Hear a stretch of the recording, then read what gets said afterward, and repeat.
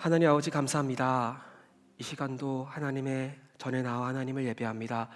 영과 진리로 예배하는 우리의 심령 가운데 하나님의 좋은 것들로, 하나님의 아름다운 것들로 우리의 마음을, 우리의 심령을 가득 채워 주시옵소서. 이 모든 말씀 우리의 영원한 생명수 되시는 예수 그리스도 이름으로 기도드렸습니다. 아멘. 다 함께 자리에 일어나셔서 하나님 말씀 받도록 하겠습니다. 우리에게 주시는 말씀은 요한복음 4장 23절부터 24절까지의 말씀입니다. 두 절밖에 되지 않기 때문에 함께 합독하도록 하겠습니다. 시작. 이제 참되게 예배하는 사람들이 영과 진리로 아버지께 예배 드릴 때가 오는데 지금이 바로 그때다. 아버지께서는 이렇게 예배 드리는 사람들을 찾고 계신다. 하나님은 영이시니 하나님께 예배드리는 사람은 영과 진리로 예배드려야 한다. 아멘. 기도하겠습니다. 하나님 아버지 감사합니다. 이 시간 영과 진리 되시는 하나님을 예배하기를 원합니다. 영과 진리 되시는 하나님을 우리의 온 마음을 다하여 영과 진리로 예배할 때 하나님 우리의 목마름을 채워주시고 우리의 영원한 생명수로 하나님께 영광 올려드리며 살아가는 우리의 심령이 되게 하여 주시옵소서. 이 모든 말씀 우리를 사랑하시는 예수 그리스도 이름으로 기도드렸습니다. 아멘. 자리에 앉으셔도 좋습니다. 저는 여러분과 함께 거짓과 신화는 목마름을 해결할 수 없습니다 라는 제목으로 하나님 말씀을 나누도록 하겠습니다. 저희 어머니가 자주 하는 거짓말을 제가 좀 소개해 드리도록 하겠습니다. 어머니는 저녁 식사 때가 되면 항상 부엌에서 저와 누나를 부르셨습니다. 저녁 다 됐다. 얼른 나와서 밥 먹어. 저는 그 말을 듣고 부엌으로 나왔습니다. 그러면 식탁에 밥이 없습니다. 당황스러워서 어머니에게 물어봅니다. 엄마 저녁 다 됐다며 밥 어디 있어? 그럼 어머니는 그냥 웃으세요. 그리고 본인도 좀 어이가 없었는지 웃음을 참으며 이렇게 말씀하셨습니다. 나온 김에 수저 놓고 밥솥에서 밥도 좀 퍼라. 저도 좀 어이가 없어서 좀 웃었습니다. 그리고 수저를 세팅하고 밥도 푸고 반찬도 나르면서 어머니에게 이렇게 물어봤습니다. 엄마 그러면 수저 놓고 저녁 먹을 준비하라고 하면 되지 왜 하필 저녁이 다 됐다고 해? 그러면 어머니는 항상 쓸데없는 소리 하지 말고 밥이나 먹으라고 하셨습니다. 저녁 다 됐다 와서 밥 먹어 라는 어머니의 말은 알고 보니 거짓말이었습니다. 어머니의 말을 듣고 저는 하던 컴퓨터 게임도 휴대폰 게임도 끄고 부엌으로 갔기 때문입니다. 어머니의 말을 믿지 않았다면 저는 10분은 더 놀 수 있었을 겁니다. 내가 믿고 있는 진실이 거짓으로 드러날 때 우리는 불만족을 느낍니다. 또 어머니는 제가 학생일 때 늦잠을 자는 저를 아침에 자주 깨워주셨습니다. 어머니의 기상 단골 멘트는 항상 이것이었습니다. 아침 7시가 넘었다. 너 이러다가 지각하겠어. 저는 지각할까 봐 깜짝 놀라서 얼른 일어났습니다. 어머니의 말씀을 믿었어요. 그러나 시계를 확인하면 7시가 넘었던 적은 한 번도 없습니다. 아침 6시 40분이거나 45분이었습니다. 저는 어머니에게 도대체 왜 그러냐고 물어봤어요. 그러면 어머니가 왜 그러는지 대답은 항상 하지 않으셨습니다. 그냥 어머니 본인도 조금 어이가 없으셨는지 그냥 웃음을 참습니다. 그러면서 지금 그게 중요하냐며 어쨌든 일어났으니 씻고 밥 먹을 준비하라고 하셨습니다. 아침에 원래 일어나도 되는 시간보다 10분이라도 일찍 일어나면 기분이 별로 좋지 않잖아요. 그런데 저는 어머니의 말을 듣고 일어나면 15분이나 20분이나 일찍 일어나게 되는 거였습니다. 그러니 제가 얼마나 불만족스러웠겠습니까? 거짓말로 드러난 어머니의 말은 저에게 항상 불만족스러움을 남겼습니다. 제 이야기가 꽤 유치하게 들릴 수 있을 것 같습니다. 그러나 우리는 여기서 한 가지 교훈을 얻을 수 있습니다. 진리가 아닌 거짓을 믿는다면 우리는 만족을 얻을 수 없다는 겁니다. 진실이라고 믿었던 것이 거짓으로 드러날 때 우리는 불만족스러워합니다. 오늘 본문에선 한 사마리아 여인이 등장합니다. 이 여인의 삶은 거짓과 신화로 가득 차 있었습니다. 그 결과 이 여인의 삶은 목마르고 만족함이 없습니다. 그리고 텅 빈 것처럼 살아갔습니다. 그러나 이 여인은 예수님과의 만남을 통해 무엇이 진리인지를 깨닫고 목마름을 해결하게 됩니다. 그래서 저는 오늘 본문을 통해 세 가지를 말씀드리고자 합니다. 첫째, 여인의 삶을 가득 채우고 있는 거짓과 신화가 무엇인지 말씀드릴 겁니다. 둘째, 목마름을 해결하는 진리는 무엇인지 말씀드릴 것이고요. 그리고 마지막 세 번째로 거짓으로 인해 목마르게 된 왕에 대해 말씀드리겠습니다. 하나씩 살펴보며 은혜를 나누도록 하죠. 첫 번째입니다. 여인의 삶을 가득 채우고 있었던 거짓과 신화에 대해 말씀드리겠습니다. 본문 5절과 6절을 함께 읽어보겠습니다. 시작. 그리하여 예수께서는 사마리아의 수가라는 마을로 들어가셨습니다. 그곳은 옛날 야곱이 자기 아들 요셉에게 준 땅과 가까웠으며 야곱의 우물이 거기에 있었습니다. 여행으로 피곤해진 예수께서는 그 우물 곁에 앉으셨습니다. 그때가 낮 12시쯤이었습니다. 예수님께서 사마리아로 들어갑니다. 그리고 야곱의 우물 곁에 앉으셨어요. 그리고 그때가 낮 12시라고 합니다. 하루 중 가장 덥고 뜨거운 시간이죠. 물을 기르러 나오기는 가장 이상적이지 않은 시간입니다. 그래서 예수님은 우물가에서 단 한 사람도 만날 수 없었어요. 그러나 본문 7절에서 이 사마리아 여인은 혼자 물을 기르러 옵니다. 여인은 지금 작은 텀블러에 물을 담으러 오는 것이 아니라 하루 24시간 동안 필요한 물을 얻기 위해서 우물가로 나왔습니다. 그러니 물통도 꽤 컸을 겁니다. 그러나 여인은 친구의 도움도 없이 혼자 그 많은 물을 기르러 왔습니다. 게다가 굳이 모두가 물을 뜨고 싶어 하지 않는 그 시간에 혼자 물을 뜨러 옵니다. 이를 통해 우리는 사마리아 여인이 사회로부터 완전히 배제되었다는 것을 알 수 있습니다. 여인은 어떤 도움을 얻을 친구도 없었습니다. 게다가 마을 사람들은 이 여인에 대해 수군거리고 뒷담화를 많이 했던 것 같아요. 왜냐하면 이 여인은 남편을 여러 명 바꾸며 도덕적인 평판이 그리 좋지 않았기 때문입니다. 그래서 이 사마리아 여인은 같은 마을 사람들일지라도 마주치고 싶지 않았습니다. 그래서 사람이 오지 않을 가장 물을 기르러 오기 좋지 않은 시간에 물을 뜨러 옵니다. 이 여인은 어떤 마음이었을까요? 혼자 물을 뜨러 올 때 그냥 큰 물통을 이고 가며 그 자체가 힘들고 실제로 목이 마르다 하는 것 자체가 문제가 아닙니다. 이 여인은 인간다운 삶을 원했을 것 같습니다. 실패한 결혼은 그녀의 도덕성과 성품 자체에 의심을 불러일으켰습니다. 그래서 여인은 친구도 없고 외롭습니다. 게다가 지금 함께 사는 남자도 남편이 아니라고 합니다. 여인은 내부적으로 외부적으로 너무 외롭고 힘듭니다. 그래서 여인이 원하는 것은 진짜 삶이었습니다. 인간다운 삶. 그래서 여인은 외롭게 물을 뜨며 이렇게 생각했을 것 같습니다. 내가 만일 결혼하기 전으로 돌아갈 수 있다면, 내가 그 남자를 만나지 않았다면, 내가 나를 아무도 모르는 곳으로 가서 내가 새롭게 나의 삶을 시작할 수만 있다면 얼마나 좋을까. 이 여인은 목이 마릅니다. 진짜 행복, 진짜 삶, 진짜 자유를 향해 목이 말라요. 그때 예수님께서 이렇게 말씀하십니다. 여인에게. 본문 10절을 읽어보도록 하겠습니다. 시작. 예수께서 여인에게 대답하셨습니다. 내가 하나님의 선물을 알고 또 물을 달라고 하는 사람이 누구인지 알았다면 도리어 내가 그에게 부탁했을 것이고 그가 내게 생수를 주었을 것이다. 예수님은 여인에게 생수를 줄 것이라고 말씀하셨습니다. 이 생수는 우리가 한국에서 흔히 마실 수 있는 제주 삼다수나 에비앙 같은 그런 생수가 아닙니다. 영어 성경을 보면 리빙 워터라고 되어 있어요. 살아있는 물, 다시 말해 이 물은 삶을 주고 이 물을 마시는 사람은 살아나게 된다는 겁니다. 그래서 D.A. 칼슨이라는 사람은, 성경학자는 요한복음 주석에서 이 물은 영원한 생명을 주는 성령을 의미한다고 합니다. 예수님은 여인에게 이렇게 말씀하시는 것 같습니다. 너의 목마름을 해결할 수 있도록 내가 성령을 주겠다. 이 물을 마시면 너는 너가 그토록 바랬던 삶을 얻게 될 것이다.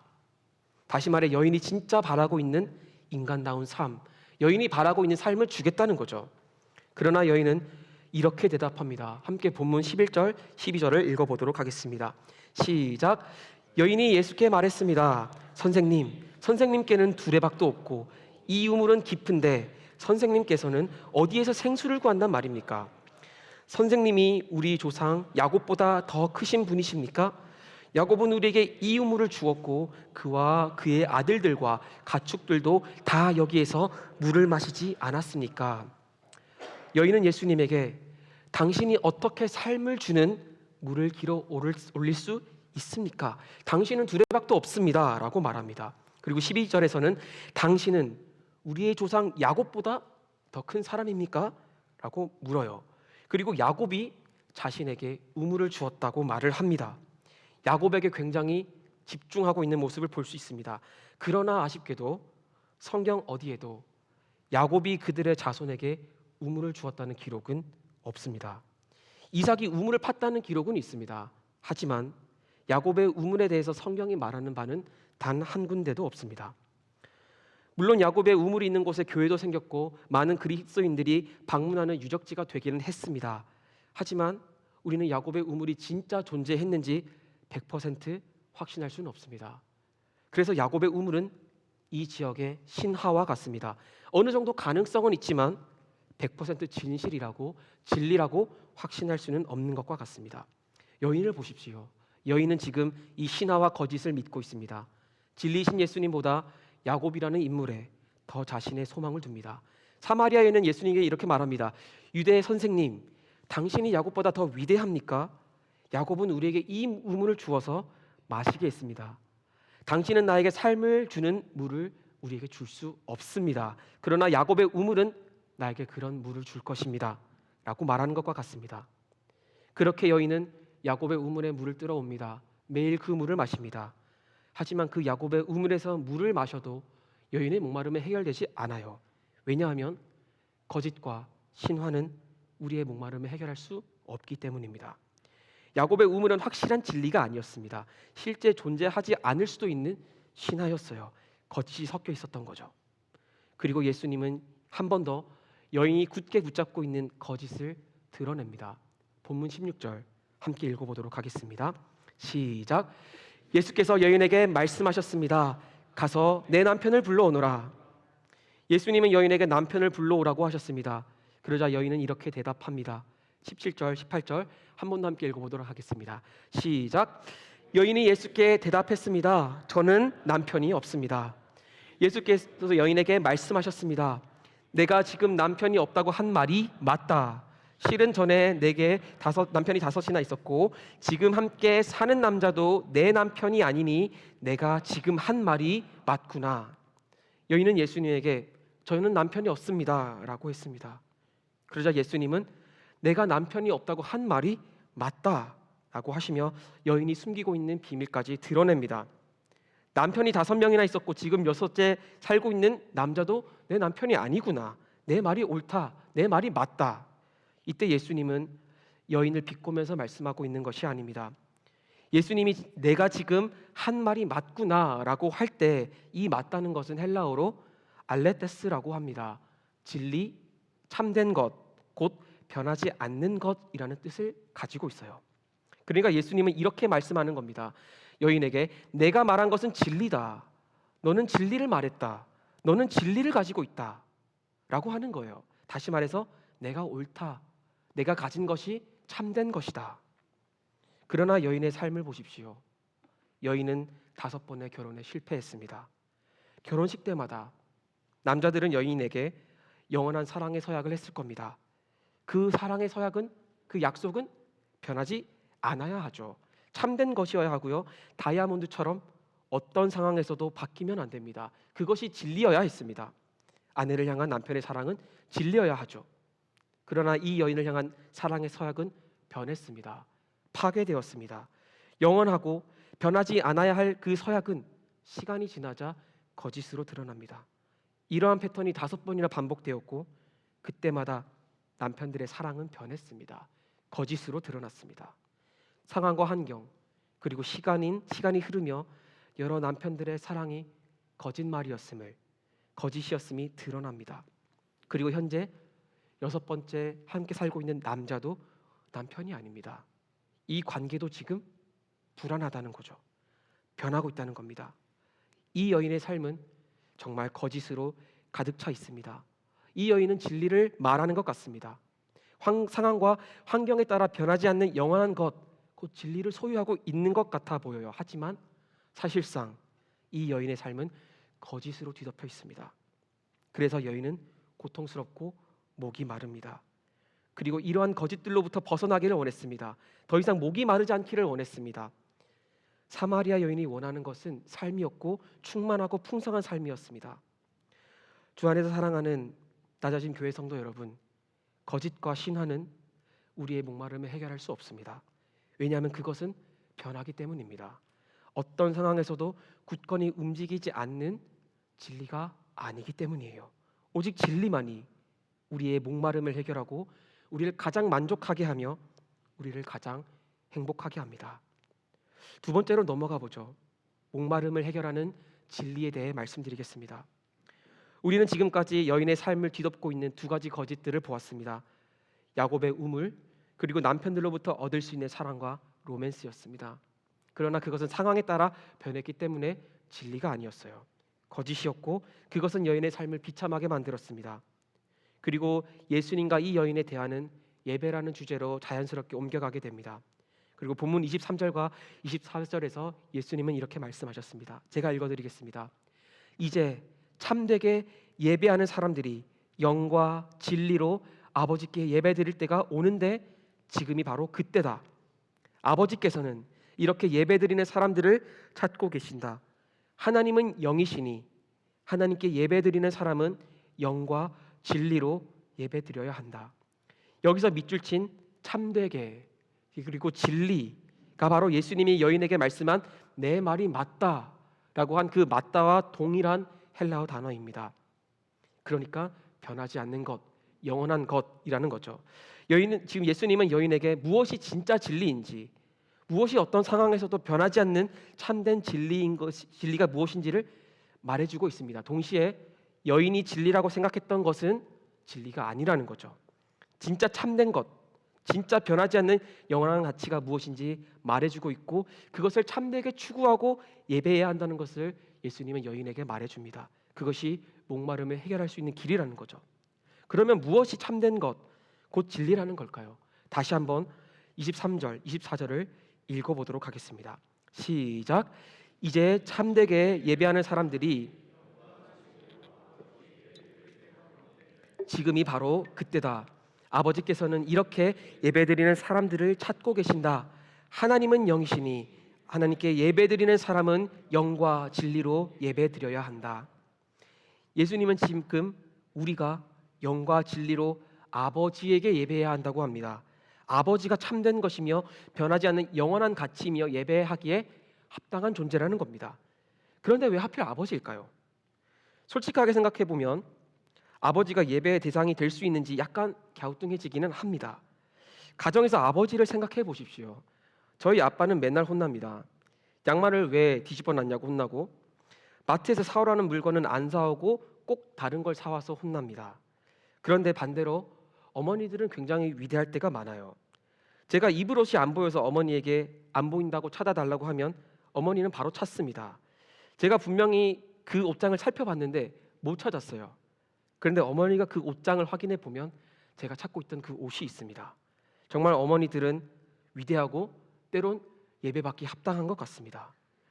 또 우리는 어머니에게 많은 시시콜콜한 질문을 합니다. 엄마, 오늘 이 날씨에 이 옷 입어도 돼?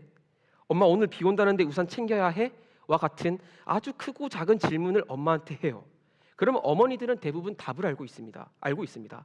그리고 엄마 말을 안 들으면 꼭 후회를 합니다. 그러나 우리는 아버지에게 보통 한 가지 질문을 합니다. 아빠, 엄마 어디 있어? 그러면 아빠들은 보통 이렇게 대답합니다. 나도 몰라. 그러면 왜 예수님은 아버지를 예배해야 한다고 할까요? 왜 하필 아버지일까요? 사마리아 여인의 상황을 한번 생각해 보십시오. 여인은 실패한 결혼 생활을 했습니다. 영원할 것 같았던, 변하지 않을 것 같았던 사랑이 변했습니다. 여인의 삶에는 6명의 남자들이 있습니다. 그들의 사랑은 변했습니다. 시간은 그들의 사랑의 거짓임을 드러냈습니다. 그중 단 한 명의 남자도 여인을 보호하지 않았습니다. 그렇다면 지금 이 사마리아 여인이 정말 그리워하는 대상은 누구일까요? 저는 아버지일 것 같았습니다. 왜냐하면 아버지는 딸을 보호하기 때문입니다. 그리고 딸을 향한 아버지의 사랑은 변하지 않습니다. 저희 누나 얘기를 많이 했는데 이번엔 저희 매형 얘기를 한번 해보겠습니다. 저희 매형이 누나를 정말 아끼고 사랑합니다. 그게 보입니다. 그만큼 저한테도 너무 잘해줘요. 그래서 저도 매형을 좋아하게 됐습니다. 그러나 저희 매형이 저희 아버지 앞에 서면 굉장히 긴장해하는 모습을 봅니다. 왜냐하면 저희 매형이 저희 누나를 아무리 사랑해도 딸을 향한 아버지의 사랑에는 미치지 못한다는 생각을 하기 때문입니다. 딸을 향한 아버지의 사랑은 변하지 않습니다. 다시 말해 아버지의 사랑은 진리입니다. 아버지의 사랑은 상황과 환경에 따라 또는 시간이 흘러도 변하지 않습니다. 그래서 예수님은 여인에게 아버지의 사랑은 변하지 않는 진리와 같다라고 말씀해 주고 계십니다. 아버지는 딸을 끝까지 보호합니다. 그리고 이 아버지의 사랑은 이 여인의 목마름을 해결할 수 있습니다. 그래서 예수님은 여인에게 참된 것은 곧 아버지의 사랑이며 그리고 하나님 아버지를 예배해야 한다라고 말씀하고 있는 겁니다. 이처럼 우리는 참된 것을 예배할 때 진짜 만족할 수 있습니다. 왜냐하면 진리는 상황이나 환경에 따라 변하지 않는 영원한 것이기 때문입니다. 본문에서 한 가지만 더 확인해 봤으면 좋겠습니다. 본문 24절 제가 읽어드리겠습니다. 하나님은 영이시니 하나님께 예배드리는 사람은 영과 진리로 예배드려야 한다. 하나님은 영이라고 합니다. 그리고 하나님의 형상대로 창조된 인간도 영혼과 육으로 구성되어 있습니다. 우리의 육신은 변합니다. 나이가 들며 뼈가 커지고 키가 자랍니다. 그런데 또 시간이 지나며 육은 쇠퇴해 갑니다. 그런데 육신 안에 있는 영혼은 변하지 않습니다. 저는 한국에서 어떤 권사님이 하시는 말씀을 들었어요. 굉장히 나이가 많이 들은 권사님이셨습니다. 이런 말씀하셨습니다. 자기는 아직도 10대인 것 같은데 왜 이렇게 자기가 할머니가 되어 있는지 모르겠다는 거예요. 육신은 변했지만 육신 안에 있는 영혼은 변하지 않았다라고 느끼는 겁니다. 영혼은 죽지 않고 영혼은 변하지 않기 때문입니다. 저도 가끔 어렸을 때 저의 모습을 생각할 때가 있습니다. 물론 지금과 그때에 비해서 저는 많이 성장했고 삶의 태도도 많이 바뀌었습니다. 그러나 본질적으로 제 자신이 정말로 변했는지는 모르겠어요. 저는 아직도 뭔가 제가 10대인 것 같고 제가 20대인 것만 같습니다. 나라는 자신은 변하지 않는 것 같은데 주변에서 이제 나이가 들었다고 하니까 저도 이제 내가 나이가 들었구나라고 받아들일 뿐이에요. 왜냐하면 우리의 육신 안에 있는 영혼은 변하지 않기 때문입니다. 마찬가지로 하나님도 영이십니다. 다시 말해 하나님은 변하지 않습니다. 그리고 하나님은 회전하는 그림자도 없다고 합니다. 하나님이 영이라는 것은 그분의 사랑, 그분의 은혜, 그분의 성품은 절대 변하지 않는다는 것을 말해줘요. 다시 말해 하나님은 상황과 현실에 바뀌지 않고 시간이 지나도 녹슬지 않고 줄어들지 않고 그대로 계시는 분, 곧 진리라는 거죠. 사마리아 여인을 보십시오. 이 여인은 상황에 따라 변하는 로맨스와 사랑을 꿈꿨습니다. 그것을 통해 자신의 삶이 행복해질 것이고 만족스러워질 것이라고 생각했어요. 그래서 남자를 사랑하고 예배했습니다. 그것은 영원해 보였습니다. 그러나 시간이 지나자 그것은 다 거짓말로 드러났고 여인의 삶은 목말랐고 불행했습니다. 그래서 여인은 진짜 삶을 원했어요. 새로운 삶을 시작하기를 원했습니다. 그러나 여인은 또 다른 사랑을 찾습니다. 그녀가 꿈꿨던 사랑은 상황에 따라 또 변했고 거짓으로 드러났습니다. 여인의 목마름을 해결되지 않았습니다. 야곱의 우물이라는 신화로 가득 찬 곳에 갔습니다.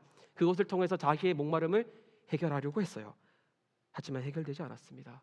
왜냐하면 오직 진리만, 영원히 변하지 않는 가치만이 우리를 만족하게 하기 때문입니다. 주 안에서 사랑하는 낮아짐 교회 성도 여러분, 우리는 거짓과 신화로 가득 찬 세상 속에서 살고 있습니다. 우리는 이런 거짓말과 신화를 듣습니다. 내가 돈을 많이 번다면, 내가 꿈꾸던 사랑이 이루어진다면, 내가 직장에서 또는 교회에서 안정적인 자리를 갖게 된다면, 굳건한 커리어를 갖춘다면, 나의 자리를 확보한다면, 또는 나의 자녀들이 좋은 대학에 가고 좋은 곳에 취직하고 성공한다면 나는 행복해질 것이고 나는 더 이상 목마르지 않을 것이다 라고 생각합니다. 물론 이런 것들은 그 자체로만 놓고 보면 좋은 것이고 선한 것입니다. 그러나 이것들은 우리의 영원한 목마름을 해결할 수는 없습니다. 상황은 변하기 때문이에요. 그것은 영원하지 않습니다. 시간이 지나면서 바뀝니다. 다시 말해서 이러한 것들은 진리가 아닙니다. 그래서 이러한 것들을 통해 나의 목마름을 해결하고자 한다면 그것은 마치 소금물을 마시는 것과 같습니다. 여전히 우리는 목마르게 될 것이고 계속 불만족스럽게 살게 될 것입니다. 영원한 것, 변하지 않는 것, 참된 것, 곧 진리를 예배하고 그것에 여러분의 가치와 소망을 두십시오. 진리는 곧 하나님 아버지의 영원한 사랑과 변하지 않는 은혜이자 회전하는 그림자도 없는 그분의 성품입니다. 우리가 그것에 우리의 삶의 소망과 구원을 둔다면 우리는 목마르지 않게 될 것입니다. 그리고 그 사랑 안에 있을 때 우리는 정말 우리가 꿈꿔왔고 원하는 삶을 얻을 수 있게 됩니다. 마지막 세 번째입니다. 거짓으로 고통받으신 왕에 대해 말씀드리겠습니다. 예수님은 사마리아 여인을 만나기 전에 유대 지방에 계셨어요. 그러다가 예수님은 어떤 일로 인해 잘 계시던 유대 지방을 떠나서 갈릴리로 굳이 들어가야 했습니다. 그리고 그 여정에서 예수님은 사마리아 지방을 거쳐 들어가기로 마음을 먹었습니다. 왜 예수님은 굳이 잘 계시던 유대 지방을 떠나서 갈릴리로 갔어야만 했을까요? 그 이유가 본문 1, 2절에 나와 있습니다. 함께 읽어보겠습니다. 시작. 예수께서 요한보다 더 많은 사람들을 제자로 삼아 세례를 주신다는 소문이 바리새파 사람들의 귀에 들어간 것을 예수께서 하셨습니다. 사실 예수께서 직접 세례를 주신 것이 아니라 그의 제자들이 준 것이었습니다. 예수님이 세례 요한보다 더 많은 사람들을 세례를 주고 제자로 만든다는 소문이 퍼졌습니다. 그런데 사실 알고 보니 그 소문은 진짜가 아니었습니다. 예수님께서 직접 세례를 준 것이 아니라 예수님의 제자들이 준 것이었습니다. 오늘 말로 하면 예수님에 대한 가짜 뉴스가 퍼진 겁니다. 거짓말이 퍼져나간 거죠. 이미 그 거짓말은 퍼지고 퍼져 바리새파 사람들의 귀에까지 들어갔습니다. 그렇다면 우리가 예수님이 한 사람씩 붙들고 내가 세례 준 거 아니야 라고 해명한들 이 거짓 소식을 막을 수는 없죠. 왜냐하면 소문은 계속 기하급수적으로 퍼져나갈 테니까요. 그래서 본문 3절은 이러한 거짓 소식으로 인해 예수님은 유대를 떠나 갈릴리로 가셔야 했고 그 길에 사마리아 지방을 거쳐야만 했다고 말합니다. 그리고 예수님은 이 긴 여정으로 인해 피곤해졌고 목이 말랐습니다. 그래서 예수님은 사마리아 여인을 만났을 때 이렇게 물어보셨죠. 내게 물 좀 떠주겠느냐? 사마리아 여인이 거짓으로 인해 목이 마르고 고통스러웠던 것처럼 예수님께서도 거짓과 가짜 뉴스로 목이 마르시고 피곤해 하셨습니다. 그리고 궁극적으로 예수님은 십자가에 달리셨습니다. 예수님의 재판을 한번 생각해 봅시다. 그분의 재판은 거짓 투성이었습니다. 종교 지도자들은 거짓 증인들을 돈으로 샀습니다. 그리고 거짓 증언하도록 시켰어요. 예수님의 재판은 공정하지 않았습니다. 거짓 증언이 서로 엇갈렸지만 그래도 예수님은 풀려나지 않았습니다. 그리고 베드로를 대표로 하여 제자들은 끝까지 예수님을 따르겠다고 맹세하고 약속했습니다. 그러나 결국 제자들은 예수님을 모두 버리고 도망갔습니다. 약속은 깨졌고 제자들은 변했습니다. 시간과 환경은 제자들의 그 맹세가 결국 거짓임을 드러냈습니다.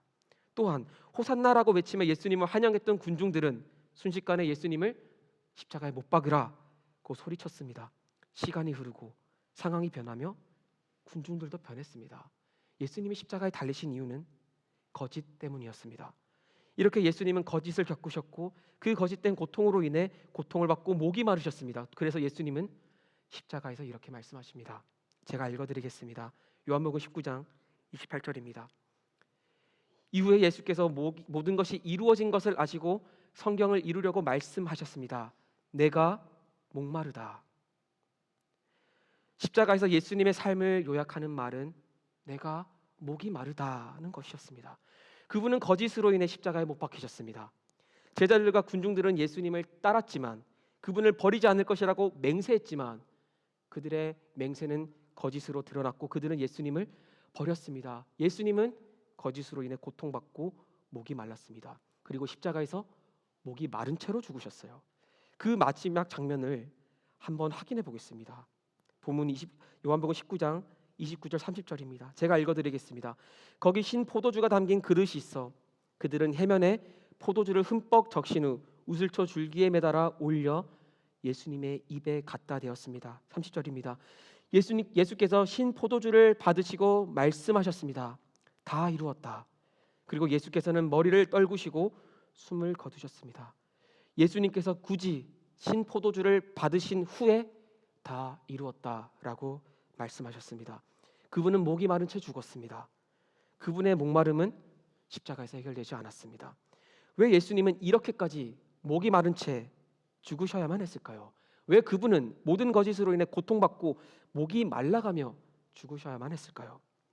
왜냐하면 예수님은 자신의 죽음으로 인해 우리가 더 이상 거짓으로 인해 목마르지 않게 하기를 원했기 때문입니다. 그분의 죽음은 십자가라는 하나님의 완전한 사랑을 보여주었습니다.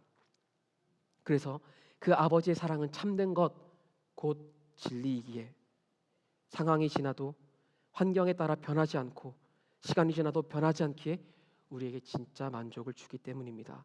그분의 살과 피는 우리에게 참된 삶, 진짜 삶을 주는 참된 음식이자 참된 음료이기 때문입니다. 이것이 바로 복음입니다. 물을 만드신 그분이 물이 없어 죽으셨습니다.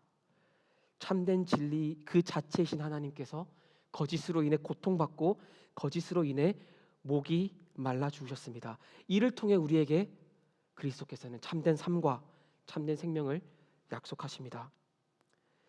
예배 행진의 해가 이제 한 달 남았습니다. 참된 것을 참되게 예배합시다. 우리가 하나님을 참되게 예배할 때 우리는 절대 불만족스럽게 되지 않을 것입니다. 하나님의 사랑은 우리를 결단코 배신하지 않고 변하지 않을 것이기 때문입니다. 주 안에서 사랑하는 낮아진 교회 성도 여러분, 그리스도의 십자가를 바라봅시다. 그리스도의 그 십자가에서 드러난 가장 참된 것, 절대 변하지 않는 것, 곧 하나님 아버지의 사랑과 은혜를 바라봅시다. 그 사랑과 그 은혜는 여러분을 절대 목마르지 않게 할 것입니다. 그것에 여러분의 소망을 두십시오. 참된 진리이시며 영이시며 변하지 않는 하나님을 영과 진리로 예배합시다. 함께 마음이 상한 자를 찬양하며 십자가에 달리신 그리스도를 바라보도록 하겠습니다.